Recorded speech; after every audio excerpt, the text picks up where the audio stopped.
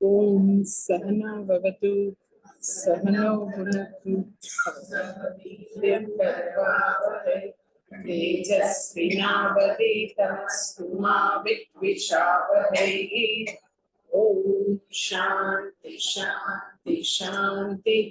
श्रुतिस्मृतिपुराणानाम् आलयं करुणालयं नमामि भगवत्पादं शंकरं लोकशंकरं शंकराचार्यं केशवं बादरायणं सूत्रभाष्यकृतौ वन्दे भगवन्तो पुनः पुनः। ईश्वरो गुरुरात्मेति मूर्तिभेदविभागिने व्योमवद्व्याप्तदेहाय दक्षिणामूर्तये नमः। 11 श्लोक સાથે ચંડી। ओम परमात्मने नमः। अथ चतुर्थोऽध्यायः। श्री भगवानुवाच इमं विवस्वते योगं प्रोक्तवानहमव्ययं विवस्वान्मनवेद्राः मनुरीक्ष्वाकवे ब्रवीत्। एवं परम्परा प्राप्तम् इमं राजर्षयो विदुः। सकाले नेह महता योगो नष्टः परन्तप। सवेवायं मया तेद्य योगः प्रोक्तः पुरातनः। भक्तोऽसि मे सखा चेति रहस्यं वेदमुत्तमम्। अर्जुन उवाच अपरं भवतो जन्म परं जन्म विवस्वतः तथैतद्विजानीयाम् प्रमादौ प्रोक्तवानिति। श्रीभगवानुवाच बहूनि मे व्यतीतानि जन्मानि तव चार्जुन तान्यहं वेद सर्वाणि न त्वं वेत्थ परन्तप। अयोऽपि सन्नव्ययात्मा भूतानामीश्वरोऽपि सन् प्रकृतिं स्वामधिष्ठाय सम्भवाम्यहं मायया। यदा यदा हि धर्मस्य ग्लानिर्भवति भारत अभ्युत्थानमधर्मस्य तदात्मानं सृजाम्यहम्। परित्राणाय साधूनां विनाशाय च दुष्कृतां धर्मसंस्थापनार्थाय सम्भवामि युगे युगे। जन्म कर्म च मे वीर्यम् एवं यो वेत्ति तत्त्वतः त्यक्त्वा देहं पुनर्जन्म नैति मामेति सोऽर्जुन। वीतरागभयक्रोधा मन्मया माम् उपाश्रिताः बहवो ज्ञानतपसा ये यथा मां प्रपद्यन्ते तां तथैव भजाम्यहम्। मम वर्त्मानुवर्तन्ते मनुष्याः पार्थ सर्वशः। 11મો શ્લોક કરવાનો છે।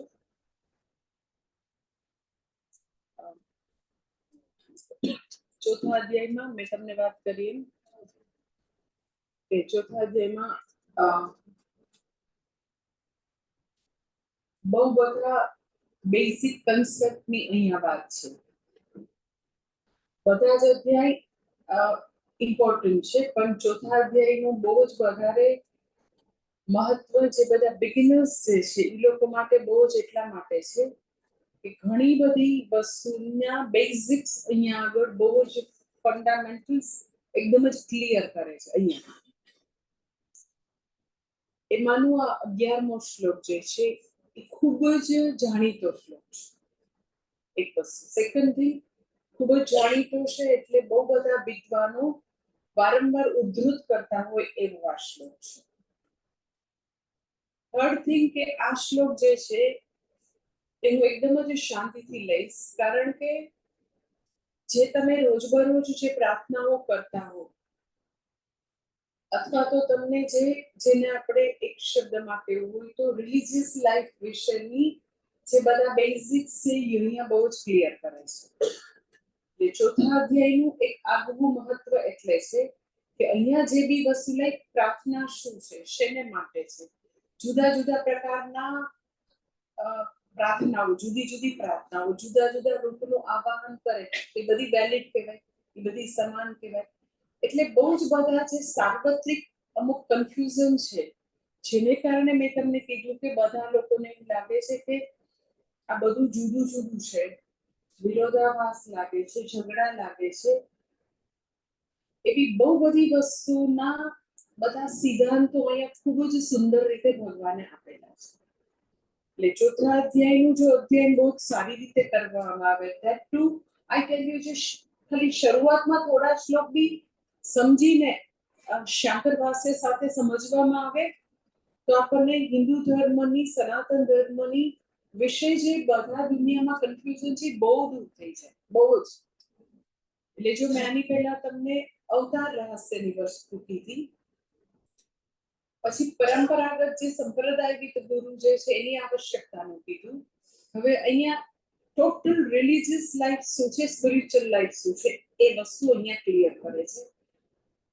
પછીના શ્લોકોમાં ખૂબ જ એક ઇમ્પોર્ટન્ટ એવો, ખૂબ જ દુનિયામાં જેના માટે બહુ જ કોન્ટ્રોવર્સી હોય એવો ટોપિક બી આખી ગીતાજીમાં અહીંયા છે, દેટ ઇઝ વર્ણાશ્રમ. એ બી અહીંયા છે. એટલે ચોથો અધ્યાય મારે પસંદ કરવાનો હેતુ એ હતો કે જે લોકો પહેલી જ વાર ભગવદ ગીતા ભણતા હોય તો એને આપણી સંસ્કૃતિના, સનાતન ધર્મના બધા જ આવા પાસાઓ જે છે, મૂળભૂત રીતે જે બેઝિક્સ છે એ બધા ક્લિયર થઈ જાય, ફંડાસ બધા ક્લિયર થઈ જાય. એમાંનો આ 11મો શ્લોક જે છે એ ખૂબ જ ઇમ્પોર્ટન્ટ શ્લોક છે, ખૂબ જ વેરી વેરી ફેમસ. વારે વારે કોટ કરતા હોય મહાત્મા, ભગવદ ગીતાના જાણકાર બધા કોટ કરતા હોય એવો શ્લોક છે. અને જે શ્લોક ખૂબ જ પોપ્યુલર હોય એના વિશે પાછું કન્ફ્યુઝન એટલું જ પોપ્યુલર હોય. સપોઝ લાઈક કર્મણ્યેવાધિકાર હશે, વેરી પોપ્યુલર. તો કેટલા લોકોએ કર્મયોગ ઉપર પુસ્તકો લખ્યા હશે, કેટલા ગણ્યા ગણાઈને. અને મને કેતા બહુ સારું નથી લાગતું, પણ 100માંથી 99 લોકોએ કર્મયોગમાં સાવ મનગઢત, કપોલકલ્પિત, ઇડિયોટિક વાર્તાઓ કરી, વાર્તાઓ. કોઈ શંકર ભાષ્ય ખોલીને શું ખરેખર સિદ્ધાંત છે એ જોયું જ ન હોય. એટલે જે શ્લોકો ખૂબ જ પોપ્યુલર થયા હોય તો એના વિશેના કન્ફ્યુઝન પણ એટલા જ પોપ્યુલર હોય. યે યથા મામ પ્રપદ્યન્તે વેરી પોપ્યુલર શ્લોક. જે લોકો બી થોડું ઘણું ગીતાજી ભણતા હોય તો એને વારે વારે કોટ થયેલો સાંભળેલો, પરંતુ એને સારી રીતે જ્યારે સંપ્રદાયિક ગુરુ અનફોલ્ડ કરે તો આપણને આપણી પૂજા વિધિ, જે રિલિજિયસ લાઈફ છે, આપણી જે પ્રેયરફુલ લાઈફ છે એની વિશેના બેઝિક્સ એકદમ ક્લિયર થઈ છે, એકદમ. તો આદિ શંકરાચાર્યજી પહેલા તો આ શ્લોકની સંગતિ કે છે, મેં જે ગઈકાલે થોડી કીધી, પહેલા ટ્રાન્સલેશન કરતા પહેલા આ શ્લોક કેવી રીતે આવ્યો. આદિ શંકરનું કામ એ છે કે બે શ્લોક વચ્ચેનું કનેક્શન ક્લિયર કરે. આના પછી આ કેવી રીતે, પછી એ શ્લોકના એક એક શબ્દને જેવી રીતે સારી ડિક્શનરી, ઇંગ્લિશ ટુ ગુજરાતી કે ઇંગ્લિશ ટુ ઇંગ્લિશ હોય તો આપણને કેવું એકદમ જ સરસ રીતે ડિફાઇન કરે એક એક વર્ડ. કોઈ એ વર્ડ અઘરો હોય તો તમને થોડો જે ઈઝી હોય એવો શબ્દ મૂકે, કોઈ વાર આખું વાક્ય મૂકે કે જેથી કરીને આપણને અઘરો શબ્દ સમજાય જાય. એવી જ રીતે આદિ શંકર જે છે એ 700 શ્લોક બીજા અધ્યાયથી એમણે ભાષ્ય લખ્યું છે, પણ બીજા અધ્યાયથી 18 અધ્યાયના બધા જ શ્લોકોના એક એક શબ્દને ડિક્શનરીની જેમ ડિફાઇન કરે છે. કોઈ એના મનગઢત નથી. જે સનાતન ધર્મમાં વેદમાં જે રીતે વ્યાખ્યા હોય એક્ઝેક્ટલી એવી રીતે કરી હોય. ધારો કે કોઈ જગ્યાએ કૃપણઃ શબ્દ આવે, ફોર એક્ઝામ્પલ, બીજા અધ્યાયમાં આવે છે, ઓકે, ગીતાજીમાં. હવે એને કૃપણઃ શબ્દની વ્યાખ્યા કરવી હોય તો એ પોતાની રીતે ન કરે, કરી શકે, પોતે કરી શકે એટલી એ મહાન વિભૂતિ હતા. પરંતુ એ એવું કે આ ઉપનિષદની અંદર અહીંયા ગાર્ગી અને યાજ્ઞવલ્ક્યના સંવાદમાં આ ઉપનિષદમાં અહીંયા આગળ કૃપણ શબ્દ આ મિનિંગમાં છે એ અર્થ અહીંયા છે. સમજાય છે? એટલે ક્યારેય તમે કોઈ પણ ભગવદ ગીતા ખોલીને વાંચી ન શકો. એના કરતા કોરી સ્લેટ સારી છે. આદિશંકર વિના કોઈ દિવસ કોઈ પણ વ્યક્તિ ભગવદ ગીતા કે ઉપનિષદને કદી ન્યાય આપી શકે નહીં. એના કરતા નહીં ભણવું સારું. ભણવું તો જે સંપ્રદાય આપણા આદિ શંકરાચાર્યજી એ ન હોત તો આપણે કોઈ હિન્દુ ન હોત. આપણા સનાતન ધર્મના ઝળહળતા સૂર્ય સમાન આદિશંકર છે. એને ભગવદ ગીતાનું ભાષ્ય આપ્યું, એમણે ઉપનિષદનું ભાષ્ય આપ્યું, એટલે આપણે એને આવી સરળતાથી સુગમતાથી સમજી શકીએ છીએ. એટલે આ યથા મામ પ્રપદ્યન્તે, કોઈ વ્યક્તિ પોતાની રીતે મને ગલત અર્થો કરે તો નેચરલી કર્મણ્યેવાધિકારસ્તે જેવું જ કન્ફ્યુઝન થાય. એટલે આદિશંકર આ બે શ્લોક વચ્ચેની સંગતિ આપતા કહે છે. બે શ્લોક વચ્ચેની આપે, શ્લોકને ડિફાઇન કરે, અધ્યાય વચ્ચેનું કનેક્શન પણ આપે. એનો રોલ છે ભાષ્યકારનો. તો એની સંગતિમાં ગઈકાલે મેં વાંચ્યું હતું. ભાષ્ય હું એટલે વાંચું છું કે સંસ્કૃત ભાષા તમે માનો એવી કોઈ અઘરી નથી. આપણા સ્વામીજી હંમેશા એવું કહે કે દરેક હિન્દુના બ્લડમાં સંસ્કૃત ભાષા રહેલી છે. કોઈ એવું કે પણ અમારે તો કોઈ દિવસ વિષય જ નહોતો, વાંધો નથી. હિન્દુ એ છે કે જેના લોહીમાં કોઈ જ સંસ્કૃત ભાષા, કારણ કે ગુજરાતી ભાષા હોય, હિન્દી ભાષા હોય, મરાઠી ભાષા, બધાની જનની સંસ્કૃત ભાષા છે. એટલે આપણે જ આપણને કઈ વાંધો ન આવે. એટલે એ અઘરું નથી. એ જણાવવા માટે બી હું ભાષ્ય વાંચતી હોઉં છું. કે છે તવ તર્હિ રાગદ્વેષો સ્તઃ યેન કેભ્યશ્ચિત એવ આત્મભાવમ પ્રયચ્છસી ન સર્વેભ્યઃ ઇતિ ઉચ્યતે.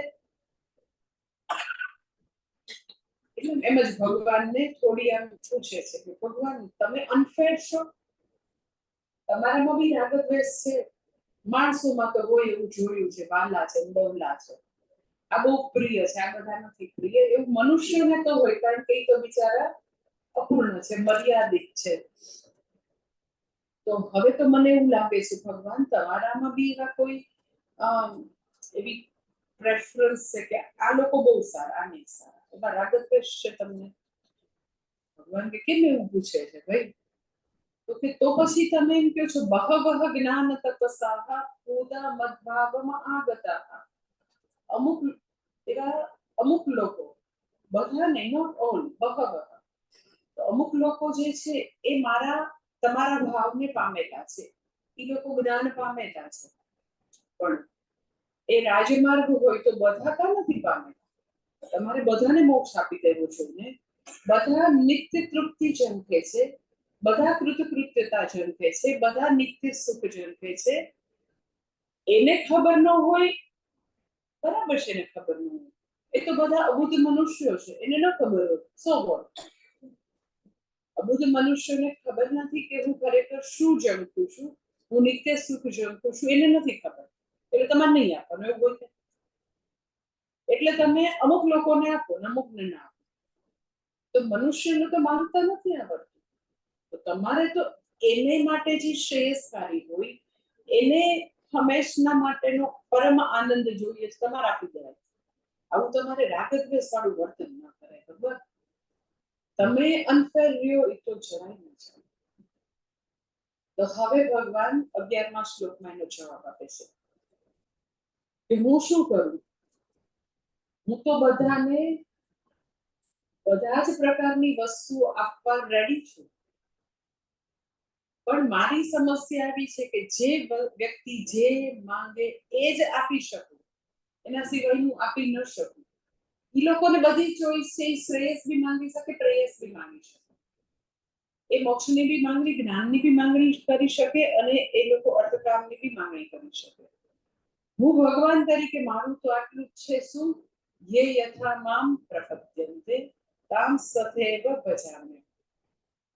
હું જરા બી અનફેર નથી, પક્ષપાતી નથી, મારામાં કોઈ રાગદ્વેષ નથી, કાંઈ જ નથી. મારું આટલો સાવ નિયમ રૂપે હું છું. મારા કોઈ રાગદ્વેષ નથી, હું નિયમ રૂપે છે. કયો નિયમ? તો કે છે અહીંયા આગળ એ ये यथा मां प्रपद्यन्ते अर्थात जे लोको प्रपद्यन्ते એટલે જે પ્રકારથી મારા શરણે આવે છે, જે હેતુથી આવે, જે રૂપથી આવાહન કરે, જે હેતુથી મારું આવાહન કરે, મારે શરણે આવે, તો એ લોકો ઉપર હું એ જ પ્રકારે અનુગ્રહ કરું છું. ये यथा मां प्रपद्यन्ते तां तथैव भजाम्यहम् એટલે ભજામ્યહમ, ભજામી શબ્દ પછી હું સમજાવીશ. અત્યારે આટલું ટ્રાન્સલેશન કે જે લોકો જે હેતુથી મારા શરણે આવે એક્ઝેક્ટલી એ જ વસ્તુ આપીને હું એની ઉપર કૃપા કરું છું, અનુગ્રહ કરું છું. પહેલી લાઈન. પછી બીજી લાઈનમાં આપે છે પાર્થ, હે પાર્થ, સર્વશઃ મનુષ્ય, બધા જ મનુષ્યો, તું મને પૂછતો સર્વ પ્રકારે મારા જ માર્ગનું અનુસરણ કરે છે. મમ વર્ત્મ એવ અનુવર્તન્તે મનુષ્ય પાર્થ સર્વશઃ, બધા જ મનુષ્યો. ખરેખર તું મને પૂછ હે અર્જુન, બધા જ મનુષ્યો સર્વ પ્રકારે મારા જ માર્ગનું અનુસરણ કરે છે. આખું ટ્રાન્સલેશન એવી રીતે થશે કે જે લોકો જે હેતુથી જે રૂપનું આવાહન કરે એ જ વસ્તુ આપીને હું એની પર કૃપા કરું છું. અને હે પાર્થ, બધા મનુષ્યો ખરેખર મારા જ સર્વ પ્રકારે મારા જ માર્ગનું અનુસરણ કરે છે. હવે સૌથી પહેલું યથા, યે યથા, યથા એટલે જે પ્રકારે. પેલા એ શબ્દ એ સમજીએ કે ભગવાનનું જે રૂપે તમે આહ્વાન કરો એ રૂપે ભગવાન આપણી સામે પ્રગટ થાય. યથા શબ્દ જે છે એને બે રીતે લેવાનું છે, બરાબર સમજો. એટલે હું સાવ ધીરે ધીરે લઉં છું. યે યથા જે પ્રકારે એટલે જે રૂપનું તમે આવાહન કરો એ એક મિનિંગ. બીજો મિનિંગ જે હેતુથી તમે આવાહન કરો. યથા શબ્દને બંને રીતે આપણે જોઈશું. ભગવાનના જે બી રૂપનું તમે આવાહન કરો તો એક્ઝેક્ટલી એ જ રૂપે ભગવાન આવીને આપણી ઉપર અનુગ્રહ કરે. જે હેતુથી તમે આવાહન કરો, પેલા જે રૂપે એ સમજાવું તમને. તો કે યે યથા એટલે જે રૂપે, એટલે સપોઝ કોઈ વ્યક્તિ ભગવાનનું ગણપતિ રૂપે આવાહન કરે તો ભગવાન ગણપતિ રૂપે એની પર કૃપા કરે. કોઈ વ્યક્તિ રામ ભગવાન રૂપે આવાહન કરે, કોઈ કૃષ્ણ ભગવાન રૂપે કરે, કોઈ હનુમાનજી રૂપે કરે, કોઈ અંબા માતા રૂપે, કોઈ ઉમિયા માતા રૂપે. એટલે કોઈ પણ રૂપે ભગવાનનું આવાહન થઈ શકે, કોઈ પણ રૂપે. અને બધા જ રૂપ સમાન છે. શા માટે બધા જ રૂપ સમાન છે? તો કે બધા જ રૂપ એના છે. એક જ સર્વત્ર વિકસી રહેલું જે ચૈતન્ય છે, જે શક્તિ છે, જે તત્વ છે, જે પરબ્રહ્મ સમગ્ર બ્રહ્મમાં વિકસી રહ્યું છે, એને તમને જે ઈચ્છા હોય એ રૂપે તમે એનું આવાહન કરી શકો. કોઈને બાલ કૃષ્ણ રૂપે કરવું છે તો કોઈને ગીતાચાર્ય રૂપે એનું આવાહન કરવું છે. અમને તો આવી રીતે ભગવાન જે છે આવી રીતે ભગવદ ગીતાનો ઉપદેશ આપે છે, કૃષ્ણ વંદે જગતગુરુ, મારે તો જગતગુરુ રૂપે આવાહન કરવું છે. તો ધ્રુવ એમ કે નારે ના, મારે તો શંખ ચક્ર ગદા પદ્મધારી વિષ્ણુ રૂપે મારે તો આવાહન કરવું. તો ધ્રુવજી જે છે એ આવી રીતે 6 મહિના સુધી એક પગ ઉપર ઉભા રહીને શંખ ચક્ર ગદા પદ્મ રૂપે ભગવાનનું આવાહન કરે તો ભગવાન શિવજી રૂપે ત્યાં પ્રગટ થાય. તો કોઈ બી બીજા રૂપે પ્રગટ ન થાય, કારણ કે કોઈ એવું શક્ય છે કે એ ભક્ત ઓળખે જ નહીં. એટલે જે રૂપે એક્ઝેક્ટલી આવાહન કરે તો ભગવાન કે હું એ જ રૂપે ભજામી એટલે અનુગૃહામી, હું એની પર કૃપા કરું. આખી લાઈફ જે રૂપનું એને સેવન કરે, આવાહન કરે, એ શક્તિ જે છે, ઈશ્વર જે સર્વવ્યાપી તત્વ છે, એને તમે ટેપ કરી શકો, કોઈ બી રૂપે તમે તમારી લાઈફમાં નું આવાહન કરી શકો. ઇટ ઇઝ લાઈક જમીનની અંદર પાણી છે. ઇટ ઇઝ અબાઉટ કે if we tap that water તો તમને મળી શકે. જલની મીન્સ કે જમીનની નીચે એ કરંટ છે, જળનો પ્રવાહ વહી રહ્યો છે. ઇટ ઇઝ અપ ટુ અસ કે આપણે એને ટેપ કરીએ તો એ આપણને પાણી ઉપલબ્ધ થાય. એમ ઈશ્વર હંમેશા આપણને અનુગ્રહ માટે એ ઉપલબ્ધ છે. તમે એને ટેપ કરી શકો છો થ્રુ યોર પ્રેયર. એનો અનુગ્રહ હંમેશા ઉપલબ્ધ છે. આપણી પ્રેયર થી આપણે આપણા લાઈફમાં જેટલી બી આપણે કૃપા જોઈએ છે તો આપણે લાવીશું. એટલે એમાં આપણને એવી ચોઈસ છે, આપણને એવી ફ્રીડમ છે કે આપણે કયા રૂપનું આવાહન કરવું.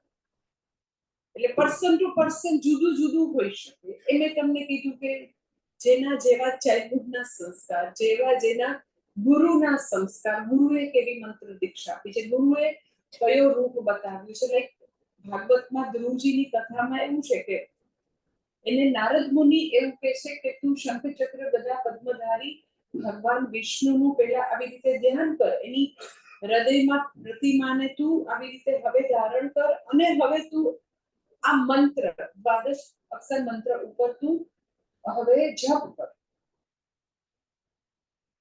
પછી તો કે અર્જુન જે છે એને પશુપતાસ્ત્ર જોઈતું હતું તો એને શિવજીની ઉપાસના કરી તો શિવજી પ્રગટ થાય છે, અને એને શું જોઈએ છે તો કે વેપન જોઈએ છે, દિવ્ય વેપન. તો એ આપીને ભગવાન એને કૃપા કરે. જો જે રૂપ જે હેતુ. પહેલાને એવું છે કે શંખ ચક્ર ગદા પદ્મધારી ભગવાન વિષ્ણુ મને આપે તો એ રૂપે આવે. ઓકે, મને અવિચળ રાજ્ય આપે. ઓકે, અર્જુનને એમ છે કે મારે તો શિવજી પાસેથી પશુપતાસ્ત્ર જોયું છે, તો શિવજી પ્રગટ થાય. કયા હેતુથી માંગ્યું? અરે એને તપસ્યા કરી તો કે આ વેપન જોઈએ છે.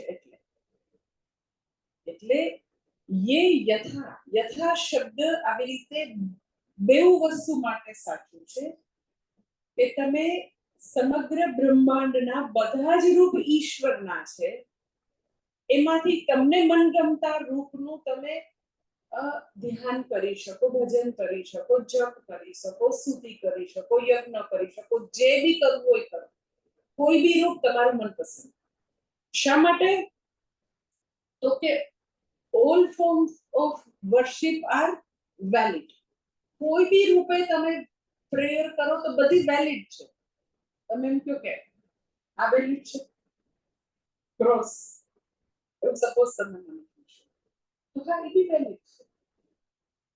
તમે એમ કે પણ અમે તો મોટે મોટેથી બાંગ પોકારીએ, એ વેલિડ છે. યસ, એ બી વેલિડ છે.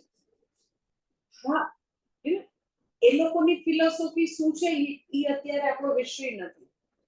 અત્યારે સિદ્ધાંતની રીતે તમે સમજો કે all forms of worship are valid. આ સિદ્ધાંત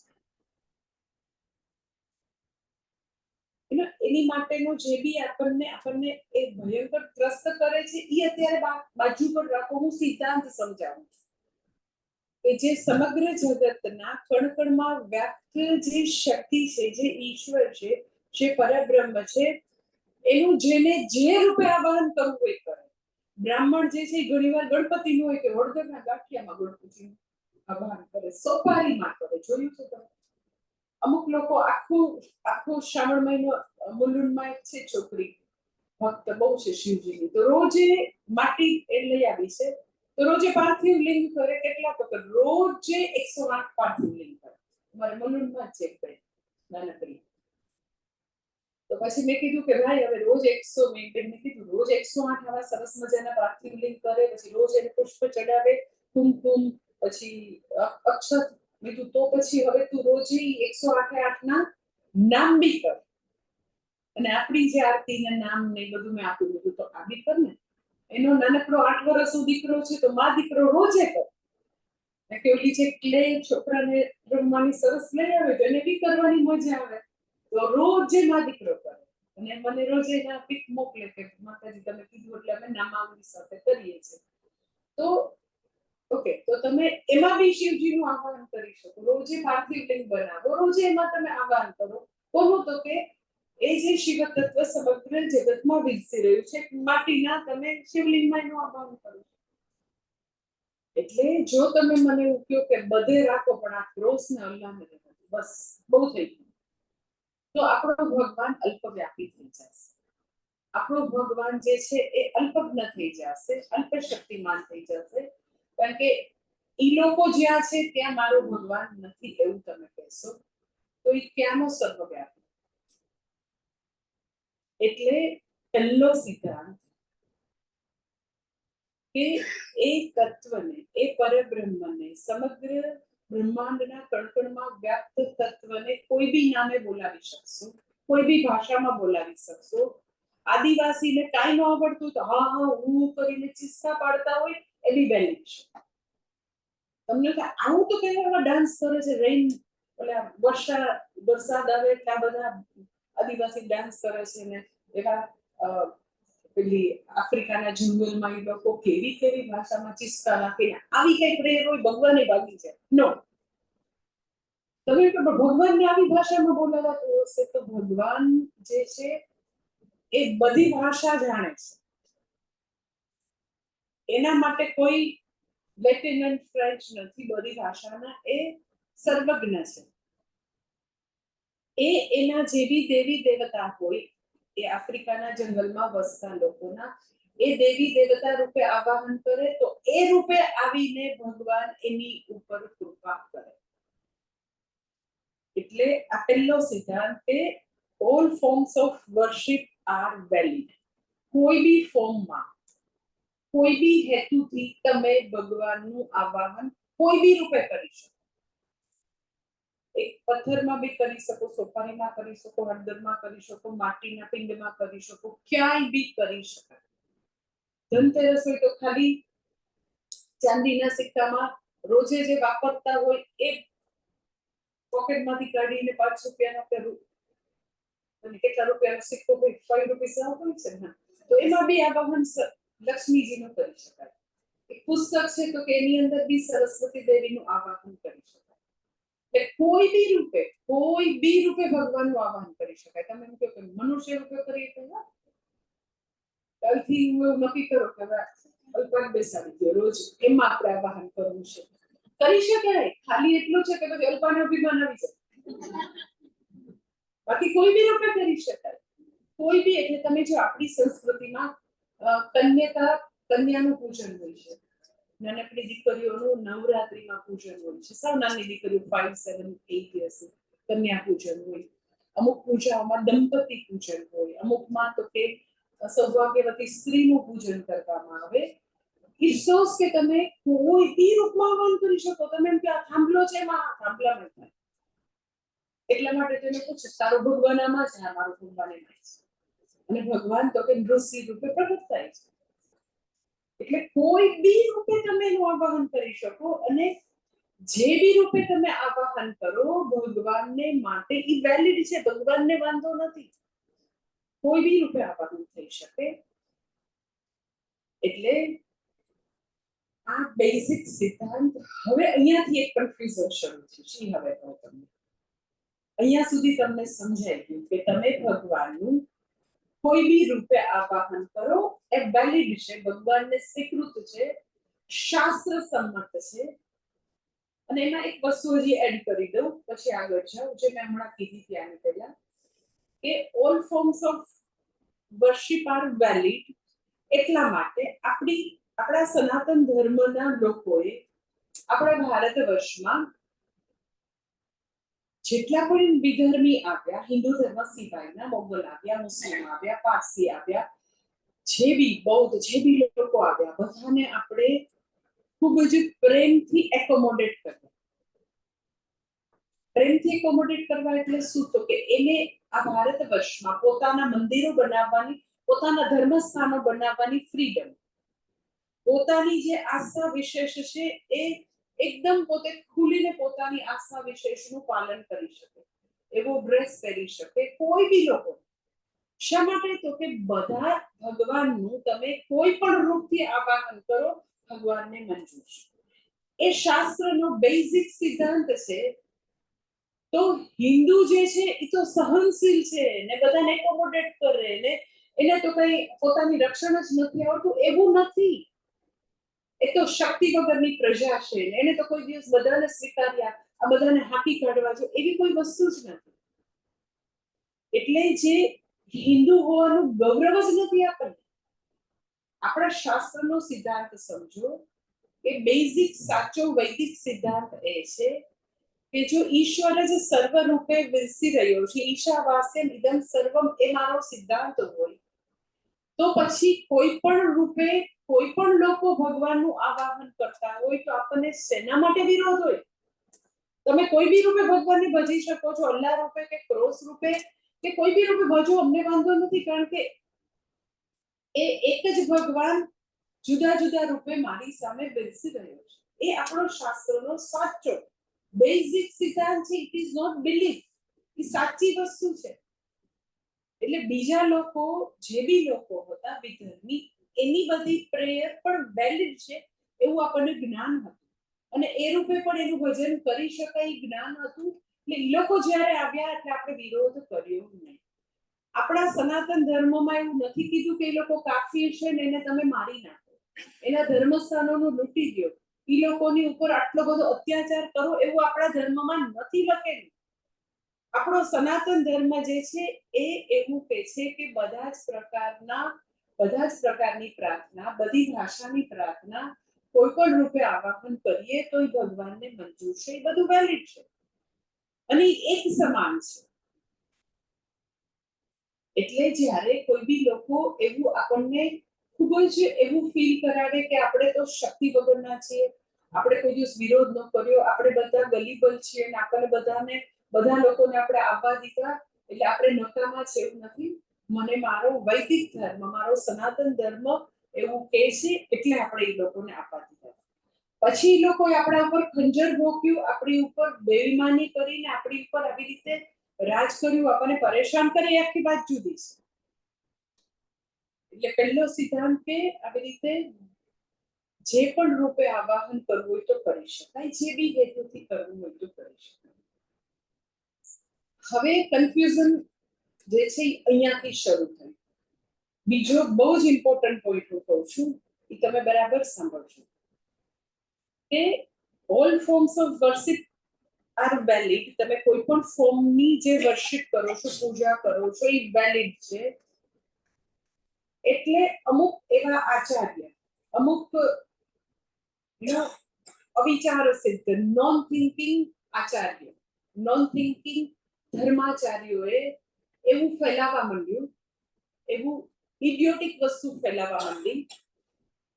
શું? તો કે આ તમે વાક્ય વાંચ્યું હશે કે all religion leads to the same goal.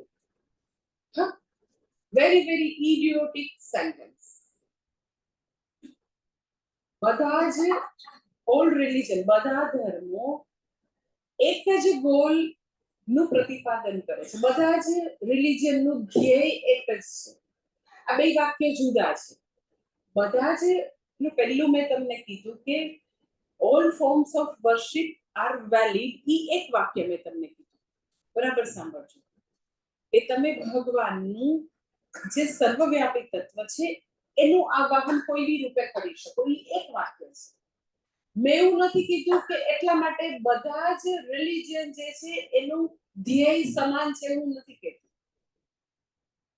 એટલે આવા ઘણા બધા ઇડિયોટિક લોકોએ આવું ફેલાવેલું છે, કારણ કે એની ફિલોસોફી ઈ લોકો જેને ધ્યેય માને છે, અને આપણા સનાતન ધર્મમાં ધ્યેયની વાત કરી છે, મનુષ્ય જીવનના ધ્યેયની, ગોલની, એને દૂર દૂર સુધી ક્યાંય સંબંધ નથી.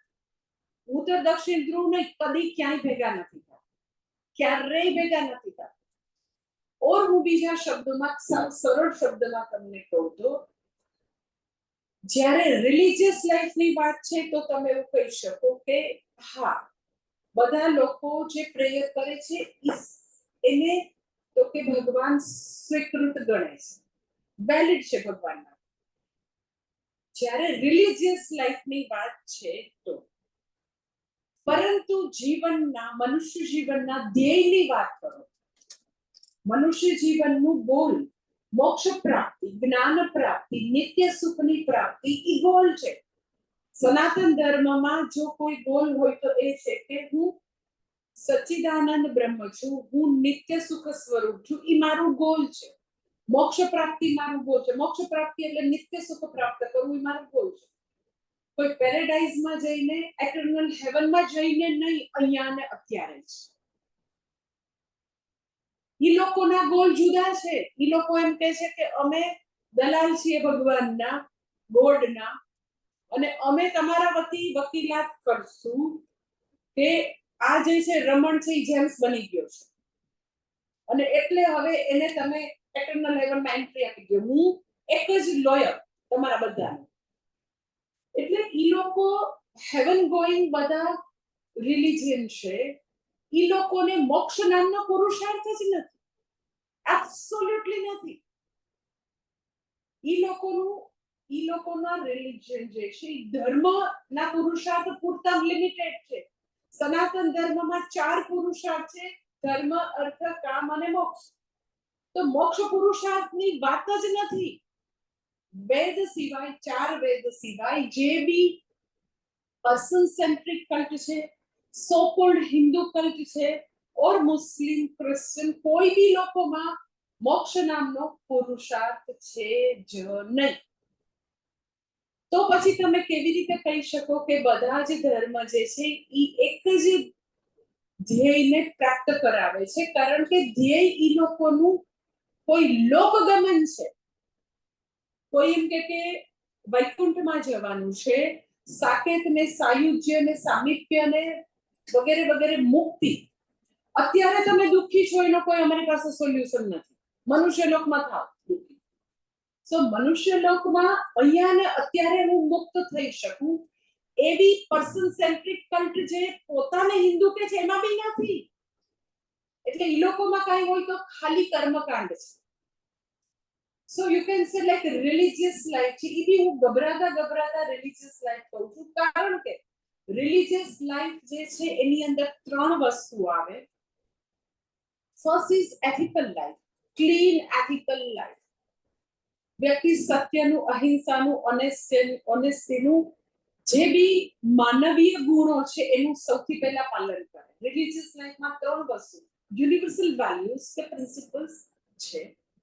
સેકન્ડ થિંગ, વિશેષ ધર્મ પોતાના કર્તવ્ય કર્મનું પાલન કરે છે. થર્ડ ઇઝ પોતાની આસ્થા મુજબ પોતે પોતાની ભક્તિ કરે છે. 3 વસ્તુનો સંગમ હોય તો તમે એ વ્યક્તિ રિલિજિયસ લાઈફ જીવે છે એવું કહી શકો. હવે જેટલા બી દુનિયાના સનાતન ધર્મને છોડીને જેટલા બી કલ્ટ છે, યુ નેમ ઇટ, જે બી દુનિયામાં તમે એમ કહો એમાં તો લાખો ફોલોઅર છે, કરોડો ભલે ને હોય, એ બધા જ ધર્માર્થ કામ ઓર રિલિજિયસ લાઈફ સુધી લિમિટેડ છે. એ બધા તમને એમ જ કહેશે, એ બધા ટુરિઝમ પ્રમોશન વાળા લોકો છે. ટુરિઝમ પ્રમોશન વાળાના તમે બ્રોશરને જોયું છે ને, તો એ લોકો એમ કે તમને બધા સરસ મજાના પિક બતાવે. એટલે રાજકોટનું હોય ને તો કે ગાંધીજીની બધી પ્લેસ બતાવે, કબા ગાંધીનો ડેરો તમે જોજો તો છે ખ્યાલ છે રાજકોટમાં. તો તમને રાષ્ટ્રીય શાળા, તો તમને હા ગાંધીજીએ ત્યાં બધું રેડિયો ને બધું કર્યું, તો જાઓ તો તમને ખબર પડે કે ઓ માય ગોડ આ ક્યાં આવી ગયા. તો પીક કેવા બતાવે ને એવું બધું વર્ણન કરે. તો આ લોકો જેટલા બી રિલિજિયન છે, સનાતન ધર્મને બાદ કરીને અમે તમને ફલાણા સાકેત લોકમાં લઈ જાશું, વૈકુંઠમાં લઈ જાશું, એટર્નલ હેવનમાં લઈ જાશું, પેરેડાઇઝમાં લઈ જાશું, ફલાણું ઢીકણું કેટલાય પ્રોમિસીસ એ લોકો કરતા હોય. તો તમે એમ કે ભલે પણ અમારે તો જવું છે ત્યાં, અમને ત્યાં ગમે, અહીંયા બી આ લોકમાં બી અમે આનંદ કરશું, પરલોકમાં બી કરશું, કોઈ વાંધો નહીં, જઈ શકાય. જે એના વિધિ વિધાન કીધા હોય કરીને જઈ શકાય. પરંતુ એ મોક્ષ નથી, એ નિત્ય સુખ નથી. કારણ કે ભગવદ ગીતામાં, વેદમાં એ લખ્યું છે કે જે તમે કર્મથી જે પ્રાપ્ત થયું હોય એ કર્મની મૂડી પૂરી થાય તો ત્યાંથી પાછું આવવું પડે. પુણ્યને પરિણામે ગયા તો ક્ષીણે પુણ્યે મર્ત્યલોકમ વિશન્તિ. એટલે ક્યારેય બધા રિલિજન જે છે એનું ધ્યેય એક જ નથી, ક્યારેય એક નથી, ક્યારેય રામ અને રહીમ કદી એક નથી. પણ હા, રહીમની જેને પૂજા કરવી હોય તો એ ભગવાનને મંજૂર છે, આપણને ન મંજૂર હોય દેટ ઇઝ અનધર થિંગ.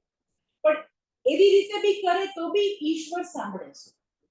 જેને જે ભાષામાં કરવી છે, જેને જે રૂપે આહ્વાન કરવું છે, તો when it comes to religious life તો તમે એવું કહી શકો બધા એક પ્લેટફોર્મ ઉપર છે, બધા સમાન છે. હા, બધાને ફલમાં તારતમ્ય છે.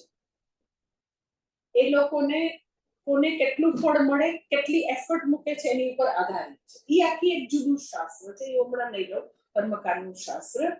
પરંતુ કોઈ પણ રૂપે ઈશ્વરનું આહ્વાન કરે તો ઈશ્વરને વાંધો નથી. ક્રોસ રૂપે કરે તો બી વાંધો નથી, અલ્લાહ રૂપે કરે તો વાંધો નહીં, બુદ્ધ રૂપે કરે વાંધો નહીં, ગણપતિ રૂપે કરે વાંધો નહીં, માતાજી રૂપે કરે વાંધો નહીં, જે બી રૂપે કરે કરી શકાય. ઇટ ડઝન્ટ મીન કે જેટલા બી રિલિજન છે એ એક જ ધ્યેયની વાત કરે છે. સો રિલિજિયસ લાઈફ સુધી બધા એક સાથે ચાલી ગયા છે એવું કહી શકાય. પ્રોવાઇડેડ ઈ લોકો અધર્મની લાઈફ ન જીવતા, ઈ લોકો એથિકલ લાઈફ જીવતા હોય, કર્તવ્ય કર્મનું પાલન કરતા હોય. એ જો હિન્દુઓને હળી નાખતા હોય તો તમે એને એવું ન કહી શકો કે એ લોકો રિલિજિયસ લાઈફ જીવે છે. એવા સો કોલ્ડ હિન્દુ ધર્મ વાળા લોકો બી એમ કે ગાયત્રી છોડી દો, મારી પટ્ટી બાંધી દો, તો હજારો વર્ષથી જે લોકો વૈદિક ધર્મની ધારા સાથે કનેક્ટેડ છે એને એમાંથી કટ કરીને તમે એને એક મંત્ર આપી દો અને તમે એમ કહો તારે ગાયત્રી કરવાની જરૂર નથી, તો એ એથિકલ નથી, એ પાપ છે. વ્યક્તિને સનાતન ધર્મની ધારાથી ડિસ્કનેક્ટ કરવું બહુ મહાન પાપ છે. અને એની સામે તમે લોકો એવો પ્રયત્ન કરીને ફરીથી આપણા સનાતન ધર્મ સાથે કનેક્ટ કરો તો બહુ જ જન્મો જન્માંતરના પુણ્યનો પરિપાક છે. જો તમે એવું કરી શકો કે એ જ બચ્ચાઓ 7-8 વર્ષના હોય તો બધા લોકો ગાયત્રી લઈ લે, દીકરી છે તો મંત્ર દીક્ષા લઈ લે, દીકરા દીકરી બધાને અમે અમારા આશ્રમમાં ગાયત્રી આપી દઈએ છીએ અને દીકરીને પણ મંત્ર આપી દઈએ, જે આખી લાઈફ કવચ બનીને એન્કર બનીને એની રક્ષા કરવા. એક એક ડગલે એ મંત્ર જે છે એની રક્ષા કરશે. આપણા એટલે જ અમે લોકોએ રાજકોટના આશ્રમમાં અવડી મોટી યજ્ઞશાળા અને વિદ્વાન પંડિત રાખેલા છે કે જેથી કરીને જ્યારે જેને જે બી નામકરણ કરાવવું છે, પહેલી વાર જ્યારે 6 મંથનું બચ્ચું થાય તો પહેલી વાર એને જમાડે અન્નપ્રાશન, તો એ બી ત્યાં જ કરાવતા હોય. કાન વિંદે એ બી સંસ્કાર ત્યાં, બધા સંસ્કાર જે બી શક્ય હોય તો એ બધા આપણા આશ્રમમાં કરવાની વ્યવસ્થા કરી છે. કારણ કે આપણા લોકોનું કર્તવ્ય છે, આપણા સ્વામીજીનું વાક્ય છે, હું તો હિન્દુને હિન્દુ બનાવવા નીકળો છું. એટલે હિન્દુને ખુદ નથી કે હિન્દુ હોવું એટલે શું. એટલે જેટલા બી સનાતન ધર્મ સિવાયના જેટલા બી કલ્પ છે ઈ લોકો જે બી રૂપનું આવાહન કરવાનું કહેતા હોય કરે, કરાવે, ઈ પ્રેયર આપે, વાંધો નથી, એમાં કઈ આપણે બોલવાની જરૂર નથી. પણ ઈ લોકો કહેતા હોય કે તમે જે કરો છો ને અમે જે કરીએ છીએ ઈ સમાન ધ્યેયની વાત કરે છે, તો એવું જરાય નથી. કારણ કે એ બધામાં સનાતન ધર્મને છોડીને એ બધામાં ક્યાંય મોક્ષ પુરુષાર્થની વાત જ નથી. મોક્ષ પુરુષાર્થ કોને કહેવાય એ જરા હું તમને ક્વિકલી કહી દઉં. મોક્ષ એટલે મોક્તુમ ઈચ્છા, મુક્ત થવાની ઈચ્છા, ધેટ ઇઝ મોક્ષ ઈચ્છા. શેમાંથી મુક્ત થવું છે તો કે દુઃખમાંથી મુક્ત થવું છે. એટલે મોક્ષ પુરુષાર્થની સીધી સાદી વ્યાખ્યા છે આજે આજ જન્મે જ્યાં છીએ ત્યાં કાયમ માટે દુઃખ નિવૃત્તિ અને આનંદપૂર્વક જીવવું છે. ધેટ ઇઝ મોક્ષ. મોક્ષ એટલે મર્યા પછી ક્યાંય જવાનું, એવા મોક્ષમાં સૌથી પહેલા તો મને જ રસ નથી. એટલે એવી ક્યાંય મોક્ષની વ્યાખ્યા નથી. મોક્ષની વ્યાખ્યા એવી જ છે, છેલ્લો જે ચોથો પુરુષાર્થ આટલી જ વ્યાખ્યા છે કે આપણે જેટલું બી આપણું આયુષ્ય છે એ આયુષ્યના બધા વર્ષો સુખપૂર્વક નિરાંતપૂર્વક ખુશી ખુશી જીવી શકીએ એ મોક્ષ. અને પછીથી મરણ પછી તો કે ફરી પાછું દુઃખના ચક્રમાં ન આવવું પડે અને અહીંયા જ આત્મવિદ્યા પ્રાપ્ત કરીએ તે એટલે મોક્ષ પુરુષાર્થની વાત સનાતન ધર્મને છોડીને બિલકુલ એક રિલીજનમાં એબ્સોલ્યુટલી નથી, કારણ કે પર્સન સેન્ટ્રિક છે, હોય જ ન શકે. પછી હવે મેં તમને વાત કરી યે યથામાં, યથા એટલે યથા રૂપેણ, કોઈ બી રૂપે તમે ભગવાનને ભજી શકો. અને બીજું મેં તમને કીધું કોઈ બી હેતુથી ભજી શકો. કોઈ બી હેતુથી ભજી શકો એટલે શું? તો કે ગીતાજીનો જે જાણીતો શ્લોક છે, ચતુર્વિધા ભજન્તે મામ જના સુકૃતિનો અર્જુન. કયા કયા રૂપે? તો કે આર્ત, અર્થાર્થી, જિજ્ઞાસુ અને જ્ઞાન. આર્ત ભક્ત જે છે એ કયા હેતુથી ભજે છે? તો કે મારા જીવનમાંથી મુશ્કેલી છે દૂર થઈ જાય. અર્થાર્થી શેને માટે ભજે છે? તો કે મતલબ વાળા ભક્ત, કે ભગવાન તમે આ ટેન્ડર જે છે ને એ મારું બસ થઈ જાય તો શ્રીનાથજી બાબા તમારી પાસે જઈને હું 1000 રૂપિયાનો ચડાવો કરી દઈશ. ટેન્ડર કેટલાનું? 25 કરોડનું. ભગવાનને કેટલા? શ્રીનાથજી બાબા 1000 રૂપિયાનો ચડાવો કરી દઈશ. અને પછી જયા બી શ્રીનાથજી જયા બી ખરું તો અર્થાર્થી ભક્ત છે. શ્રીનાથજી બાબાને વાંધો નથી, ભલે ને એને એવું થાય કે કોઈ બી રીતે મારી પાસે આવે છે, એને બિલકુલ વાંધો નથી. એટલે બીજું એક સાર્વત્રિક કન્ફ્યુઝન કે ભગવાન પાસે જોઈને મંગાઈને, એટલે એ કન્ફ્યુઝન અહીંયા દૂર કરવાની જરૂર છે. ભગવાન આપણા માતા પિતા છે. જગત પિતરો વંદે પાર્વતી પરમેશ્વર. માતા પિતા પાસે બધું માંગી શકાય. માતાજીની એવી સ્તુતિ છે, રૂપમ દેહી ધનમ દેહી જયમ દેહી, કે મને રૂપ જોઈએ છે, જય જોઈએ છે, વિજય સક્સેસ જોઈએ છે. માંગી શકાય, કાંઈ બી માંગી શકાય. અને ભગવાનનું વચન છે કે તું જે માંગીશ ને એક્ઝેક્ટલી એ જ આપીશ. તમે એમ કહો મેં તો રાજ્ય માંગ્યું હતું, ભગવાને તો 1 એકર લેન્ડ જ આપ્યું. બરાબર છે, તે પ્રયત્ન એટલો જ કર્યો. તારે રાજ્ય જોઈતું હોય તો ધ્રુવની જેમ 6 મહિના જંગલમાં એક પગે, અને ભાગવતમાં વર્ણન છે કે 6 મહિના એને કેટલું કેટલું ઓછું ઓલમોસ્ટ ઉપવાસ જેવું કર્યું. જસ્ટ ઇમેજિન, ભયંકર કઠોર તપશ્ચર્યા, અને આટલો નાનો બાળક, નિર્દોષ, અતિશય પુણ્યશાળી વ્યક્તિ. એટલે પણ ભગવાનનું એનો કોઈ બીજી વ્યક્તિ નથી કહેતી, ભગવાન પોતાના શ્રીમુખેથી કહે છે. તો પ્રેરની તાકાત તમને ખબર હોવી જોઈએ. એ હું તમને આમ 100% ખાતરી આપું કે પ્રેયર જે છે એની મહાન તાકાત છે. તમારે ચાહો એ ભગવાન પાસે માંગી શકો, જે ઈચ્છો એ માંગી શકો, અને 100% તમને મળે મળે ને મળે. એને અનુરૂપ એફર્ટ કરવી પડે, કારણ કે ભગવાન જે છે ને એ નિયમ રૂપે છે. આખી સૃષ્ટિને ભગવાન કોઈ મૂર્તિમાં કેદ નથી, એ નિયમ રૂપે છે. શું નિયમ છે? તો કે જેવું કર્મ કરો એવું કર્મનું ફળ મળે. એ કર્મ ફળનો નિયમ. ઓકે, તમે એમ કહો કે કોઈકને મેં કીધું કે રોજ એક ગાયત્રી કરવાની, તો પછી મેં પૂછ્યું કરો છો? પછી મને વળી વધારે આમ ડાઉટ ગયો, તો આખી માળા કરો છો? તો કે ના, તમે કીધું એટલે હું 5 વાર ખાલી મંત્ર બોલું છું. પછી કોઈકને મેં કીધું કે હા, ભગવાન પાસે જે માંગીએ ને એ મળે. અરે માંગુ છું નહીં કે બોલિવૂડમાં કે હીરો ને હિરોઈન ના કે હોસ્પિટલમાં મૂર્તિ નિયમ એમ કે ભગવાન આ કરી દે કઈ આવું છું બોલ.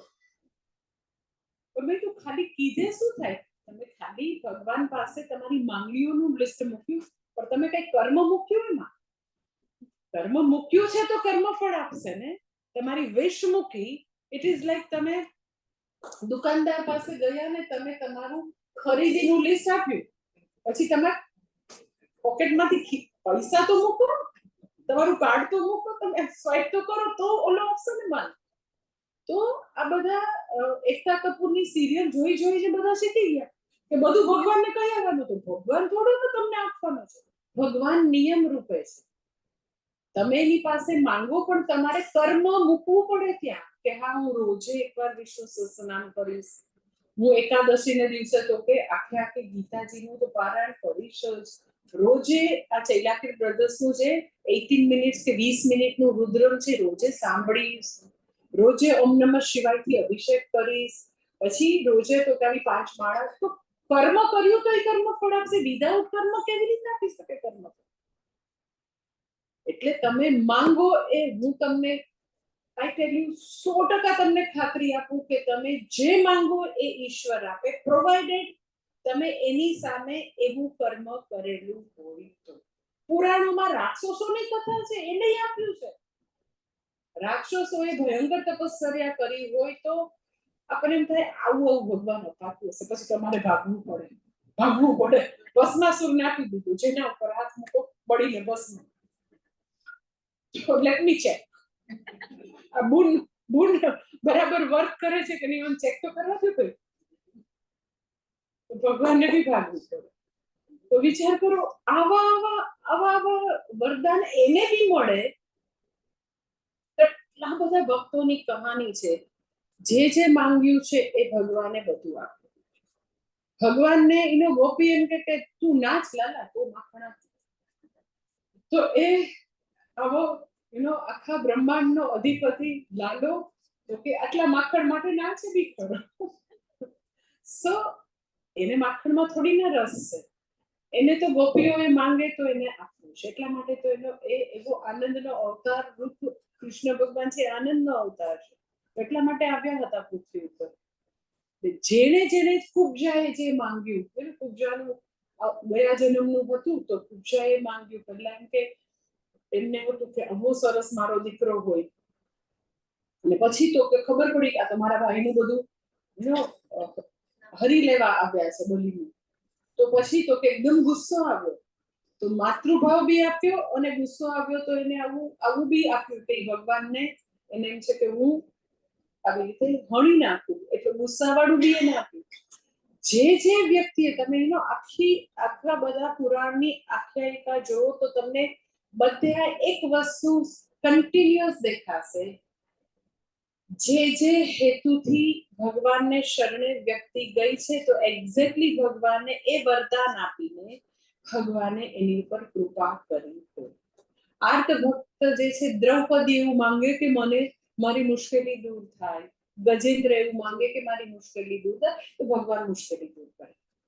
પછી વાત જુદી છે કે દ્રૌપદીને જ્યારે મુશ્કેલી દૂર થાય, ટાટા બાય બાય ભગવાન, હું ભલી ને મારા 5 પતિ ભલા. That is another thing.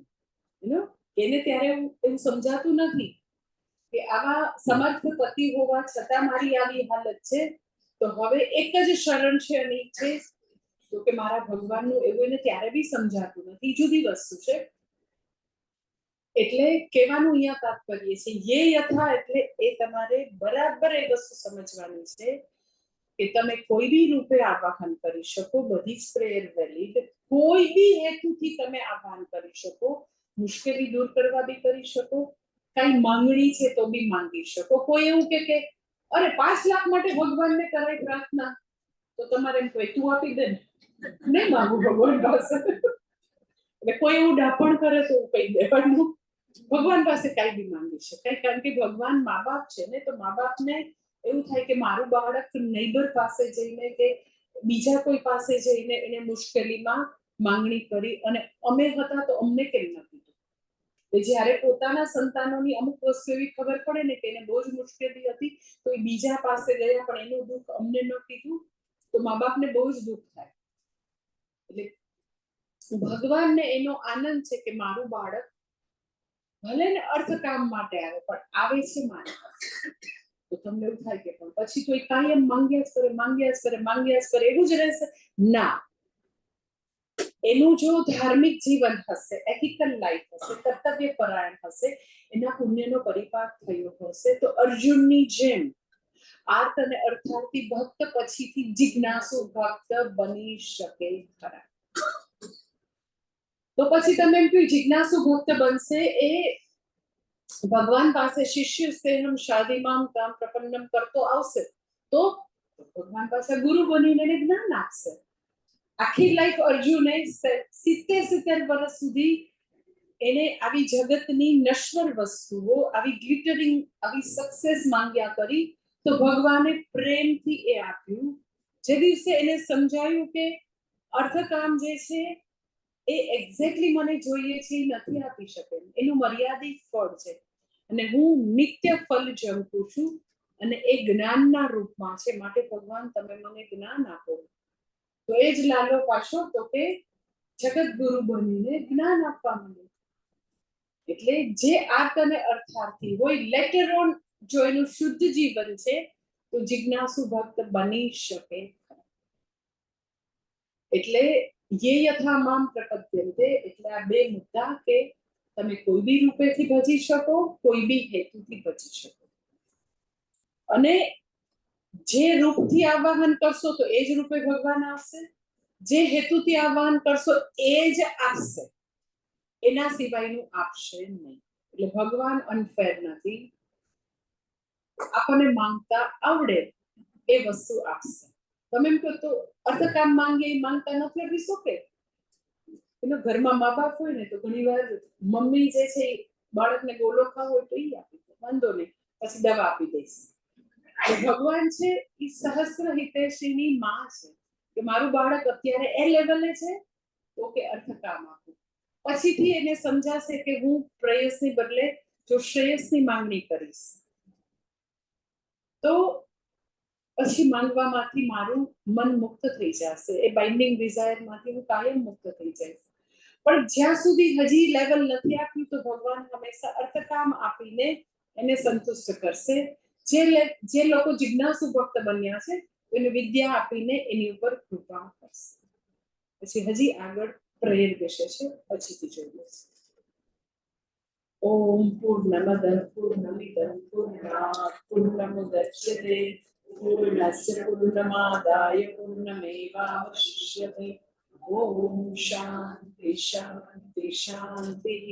Hari ઓમ શ્રી ગુરુભ્યો નમઃ. હરિ ઓમ. Exact 10:30 chanting